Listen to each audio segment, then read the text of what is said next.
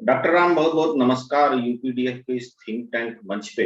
और आपका मुझे साइंटिफिक टेक जानना है। अभी इंडिया में भी चारों तरफ ऐसा लॉकडाउन जैसा माहौल बन रहा है। जी नमस्कार। ओमिक्रॉन ओमिक्रॉन को लेके एक दहशत है। लोगों में तरह तरह की बातें आ रही हैं, इसको डेल्मिक्रॉन का नाम भी दे रहे हैं, और यूरोप में भी हम देख रहे हैं कि लॉकडाउन का दौर चालू हो गया है। तो इस बारे में आपका कहना क्या है और इसको किस तरह से लिया जाए, इस आसन्न खतरे को कैसे? So thank you very much, Pankaj ji, for making yourself available for this discussion, which is very important and quite relevant actually to the time. So coming back to your question on the Omicron, see the कि जो situation चारों तरफ जो बना हुआ है इस समय काफी मतलब एक अनसर्टेनिटी जैसा सिचुएशन है, जिसमें कि जैसे आपने यूरोप का बात किया तो हम अगर डेनमार्क का केस लें या फिर नीदरलैंड का केस लें या फिर इवन जर्मनी का, फ्रांस का, ठीक है ना, यूके के अंदर जो सिचुएशन है और जिस तरह से यूएस के अंदर केस पे केस बढ़ते जा रहे हैं, तो नेचुरली एक डर का माहौल बना हुआ है, ठीक है ना। लेकिन डर के माहौल से निकलने के लिए सबसे ज़्यादा ज़रूरत जो है वो दो या तीन चीज़ों की है। वो तो क्या है कि सबसे पहले हम इसको समझें कि इस स्थिति में हम क्या कर सकते हैं as a public, as person, and then what we can do as a government. तो इस चीज़ को एड्रेस करने के लिए इन दोनों इकाइयों को जो है क्या साथ में आकर के काम करना पड़ेगा। रही बात जो है क्या है कि ओमिक्रॉन से या डेल्मिक्रॉन जैसा आपने बोला, इनसे हमको इनके बारे में साइंटिफिकली हम क्या कह सकते हैं, ठीक है ना। तो definitely I will present my view which is more scientific. और सबसे अच्छी बात क्या है कि जो मेरी एनालिसिस है उस एनालिसिस के अकॉर्डिंग मैं इसको बहुत बड़ा खतरा जो है क्या है इस समय पर नहीं देखता हूँ। उसके मेरे कुछ रीजंस हैं, जो कि प्योरली जो है साइंटिफिक हैं और जो शायद हम सब लोगों को कुछ हद तक भरोसा देने में शायद सफल भी होंगे। तो सबसे पहली बात तो क्या है कि हमको, क्योंकि हम डरे क्यों हुए हैं, क्योंकि हम डेल्टा का एक भयावह दृश्य देख चुके हैं। क्योंकि डेल्टा के समय पे जिस तरह से डबल म्यूटेंट आया था और जिस तरीके की तबाही उसने मचाई थी, तो वो दृश्य हमारे सामने हमेशा आ जाता है जब भी हम किसी भी प्रकार से थर्ड वेव या फोर्थ वेव या किसी भी न्यू वेरिएंट की जब भी हम बात करते हैं, तो लोगों के डरों में ये दहशत जो है वो फैला सकता है। लेकिन जब हम ओमिक्रॉन और डेल्टा को कंपेयर करें तो अभी हम देखेंगे कि जो जो ओमिक्रॉन वायरस है ये पूरी तरह से चेंज हो चुका है। इसमें कितने किस प्रकार के म्यूटेशंस हैं उसकी बात हम पहले भी कर चुके हैं। लेकिन अभी जो बातें जो हमारे लिए जो जानना आवश्यक है उसमें हम देखेंगे कि जनरली ये जो वायरस है वो बहुत तीव्रता के साथ फैलने वाला वायरस है। तो हम इसको किसी भी प्रकार से फैलने से तो रोकना बहुत मुश्किल है, क्योंकि जो डेल्टा वायरस के कंपेयर 70 टाइम्स ज्यादा या 4-5 गुना ज्यादा जिसका इन्फेक्शन रेट हो, 70 टाइम्स ज्यादा फास्टर जो फैल रहा हो, ऐसे वायरस को सिर्फ हम लॉकडाउन से या किसी भी प्रकार से रोकने में तो सक्षम नहीं होंगे। तो क्या कर सकते हैं और ये इतना तेजी से क्यों फैल रहा है?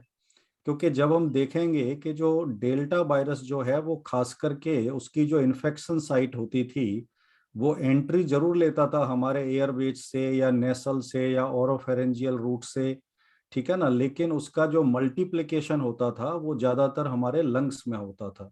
इसलिए हमारे लंग्स जो है वो पूर्ण रूप से मतलब एक तरीके से बीमार हो जाते थे, जिसकी की वजह से ऑक्सीजन का जरूरत पड़ता था, डिजीज का सीवियरिटी बहुत ज्यादा होता था और हमको किसी भी प्रकार का एक इम्यून रेस्पॉन्स आने में समय लग जाता था।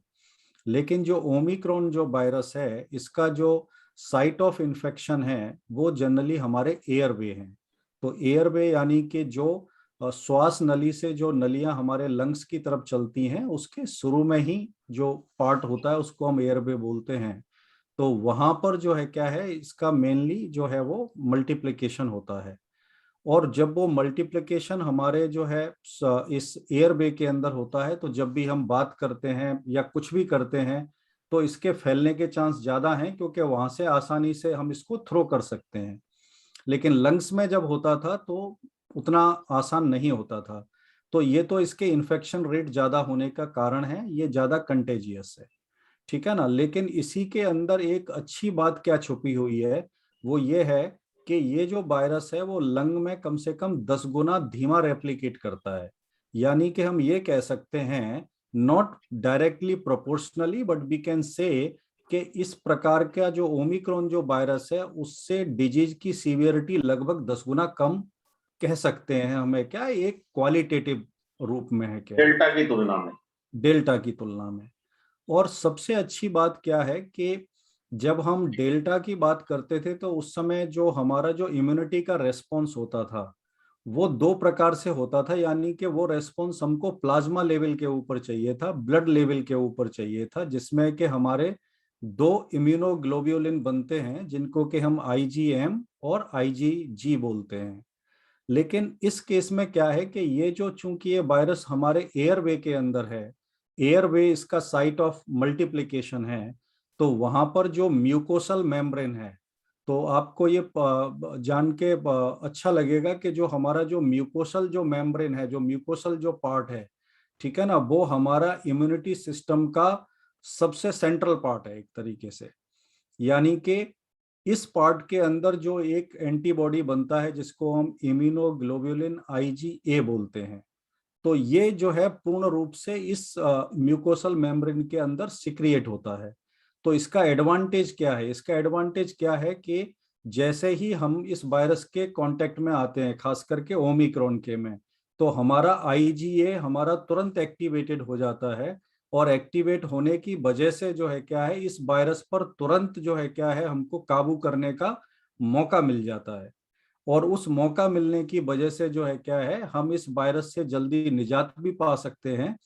और जो है क्या है, डिजीज की सीवियरिटी को भी ये बढ़ने नहीं देता है। तो मैं तो कुल मिलाकर के यही बोलूंगा कि ये ओमिक्रॉन वायरस एक प्रकार का एक नेचुरल वैक्सीन ही मान के चलिए इसको, जिसमें कि आपकी पैथोजेनिसिटी बहुत कम है, जिसकी की वजह से मोर्टलिटी के चांसेस भी बहुत कम होंगे, हॉस्पिटलाइजेशन के चांसेस भी बहुत कम होंगे।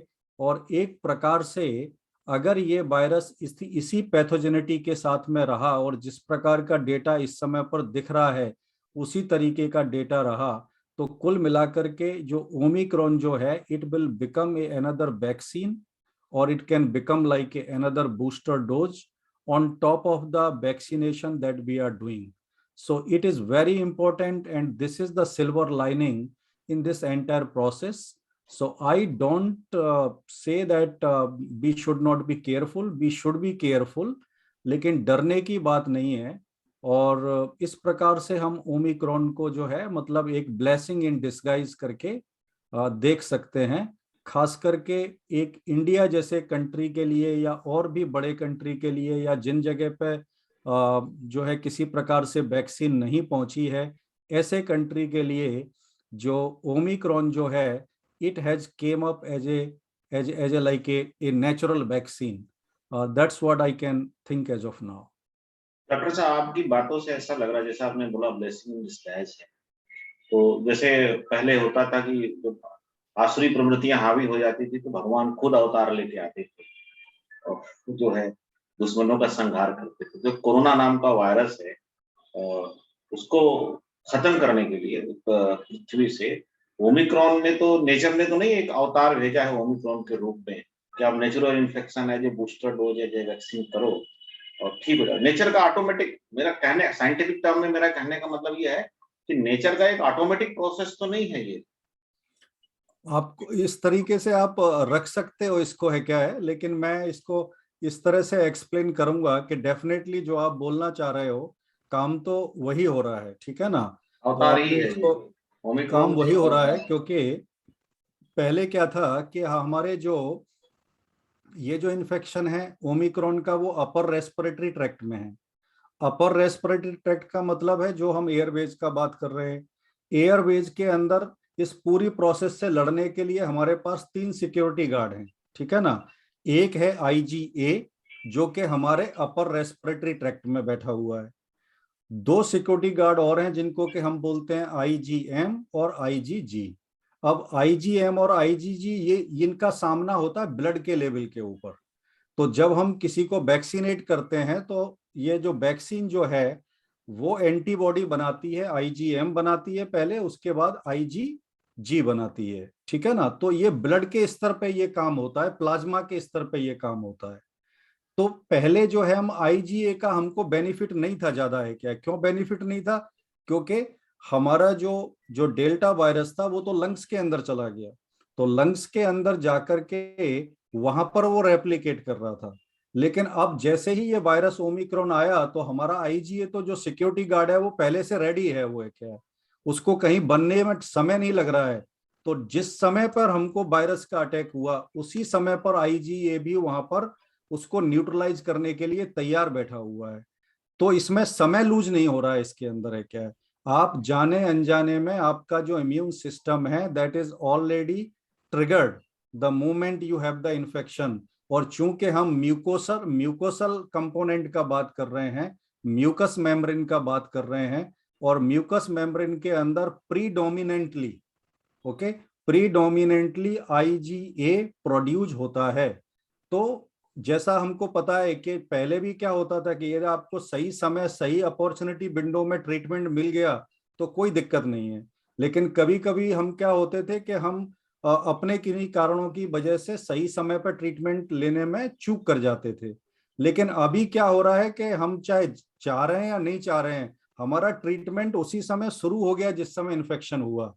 तो वायरस को उतना मौका ही नहीं है, ठीक है ना, कि वो हमें किसी प्रकार की सीवियरिटी दे सके, ठीक है ना। लेकिन ये हो सकता है कि किसी को पहले से ही एक बहुत ही कोमॉर्बिड सिचुएशन है, ठीक है ना। एक्सेप्शन सब जगह पे होते हैं, लेकिन exceptions generally proves the rule but it will not become the rule, ठीक है ना। तो in general we can say कि ज्यादातर लोगों के अंदर है क्या है इस प्रकार की प्रॉब्लम नहीं होगी, बच्चों में भी नहीं होगी, क्योंकि बच्चों के अंदर भी जो IgA जो है वो प्रचुर मात्रा के अंदर उनके म्यूकोसल सिक्रिएशन सिस्टम के अंदर रहता है।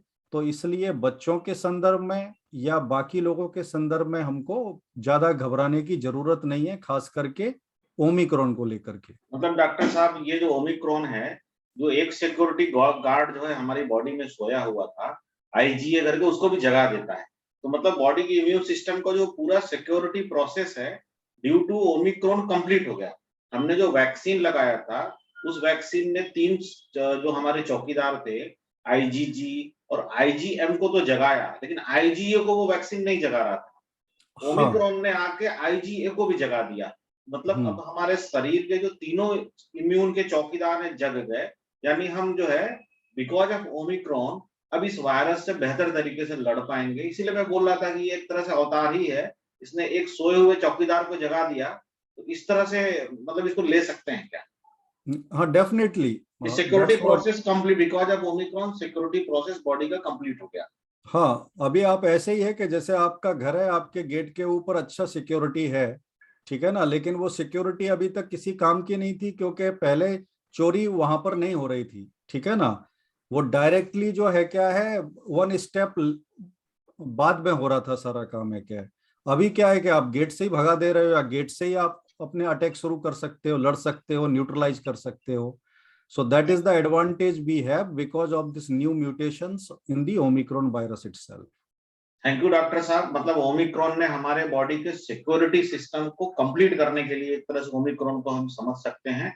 और ये ओमिक्रॉन जो है एक अवतार के रूप में आया है और ये जो है कोरोना से लड़ने में इस मानव जाति को सपोर्ट करेगा, ऐसा हम इसको बोल सकते Absolutely. हैं। थैंक यू डॉक्टर साहब, बहुत बहुत thank you. Thanks a lot. Thank you.